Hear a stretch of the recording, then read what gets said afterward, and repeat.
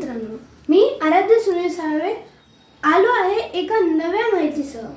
आषाढी एकादशी.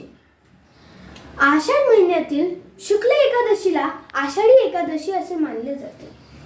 असे मानले जाते की भगवान श्रीहरी विष्णू या दिवशी पाताळात राजा बळीच्या द्वारावर निद्रा अवस्थेत जातात.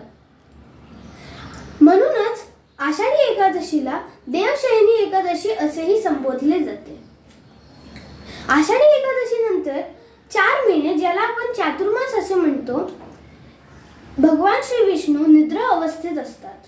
आषाढी एकादशी नंतर कार्तिकी एकादशीला ते जागे होऊन आपल्या घरी परत येतात. म्हणूनच कार्तिकी एकादशीला प्रबोधिनी एकादशी असेही म्हटले जाते.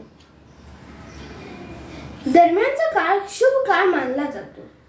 दरम्यानच्या काळात शुभ विवाह, होम हवन, यज्ञ, गृहप्रवेश इत्यादी केले जातात.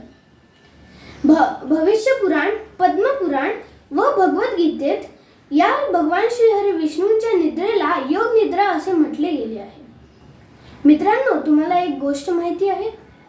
असे मानले जाते की आषाढी एकादशीला उपवास केल्याने सर्व इच्छा पूर्ण होतात, पापांचा नाश होतो व महिलांना मोक्ष प्राप्ती होते. तर चला संकल्प करूया या आषाढी एकादशीपासून उपवासाचा. धन्यवाद. पुन्हा भेटूया एका नव्या माहितीसह. तोपर्यंत पाहत राहा टॅलेंटेड किड्स, आपल्या प्रगतीसाठी. बोला विठ्ठल विठ्ठल विठ्ठल विठ्ठल विठ्ठल विठ्ठल, जय हरी.